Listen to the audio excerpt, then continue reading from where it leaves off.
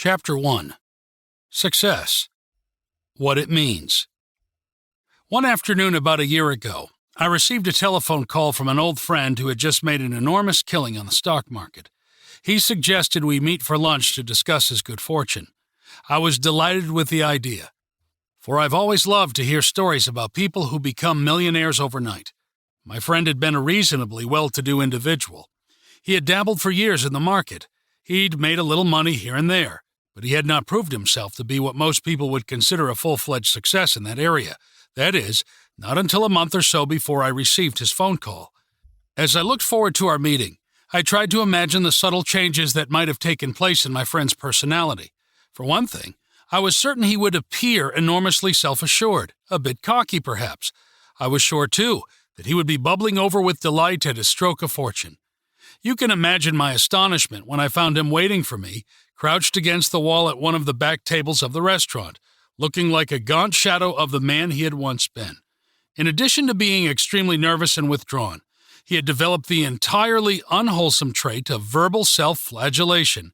He kept telling me, of all things, how he really hadn't intended to make so much money. It had been mostly luck.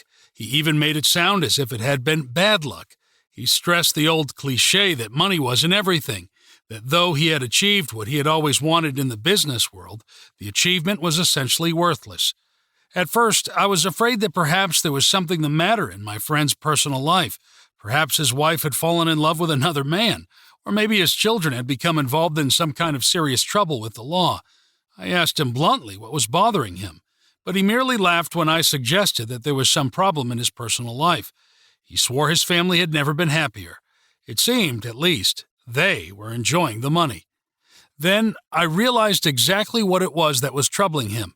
He was suffering from the success syndrome in reverse. Instead of sitting back and enjoying what he had attained, he had become filled with guilt over it. It all seemed too easy, too comfortable. Something just had to be wrong. His anxiety told him so. At the risk of sounding a little like his analyst, I tried to bring him around to some serious thinking on the subject of his success. Wasn't it true that he had spent many years working towards his particular goal of becoming a millionaire? Hadn't he already gone through enough anguish and sacrifice in his life in order to make his fortune? This was what he had been working for ever since he had graduated from college, and now that he had attained what he wanted, he could relax, or better still, set up another goal for himself which would carry him even farther. Nearly everyone is familiar with the type of individual who flaunts his success all over the place. He may do it with a sparkling Rolls Royce, or he may do it with a stream of women whom he escorts nightly to El Morocco. Though the type of individual who flaunts his success is not exactly admirable, one thing should be quite clear. He is an infinitely more healthy individual than the man who cringes in guilt from his own triumph. Consider the facts. It is the rare individual who comes by success through a fluke. Success achieved in this manner seldom remains.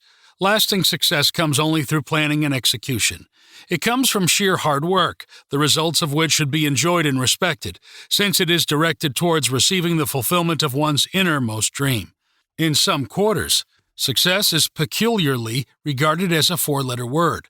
William James spoke of success as the bitch goddess, which is altogether absurd when one considers that James himself was an enormous success in the area of philosophy and psychology.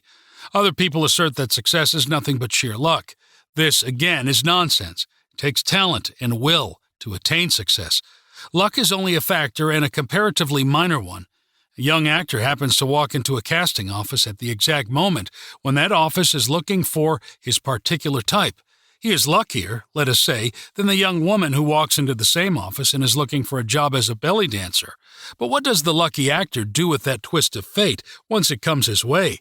Does he give a good reading of the available role, or does his fortune of having been at the right place at the right time so throw him off guard that he nervously chokes his way through the scene? Abe Burrows once described his version of luck on a nationwide TV show. Burrows said he saw luck as a wheel, with the lucky number coming his way at a particular time, then passing in a clockwise motion until it reached him once again at a subsequent time. The idea, of course, is to recognize at which time which of the numbers is the lucky one, and then reach out for it. I know of a man who, in the 1930s, was given the chance to leave what he considered a dreary teaching job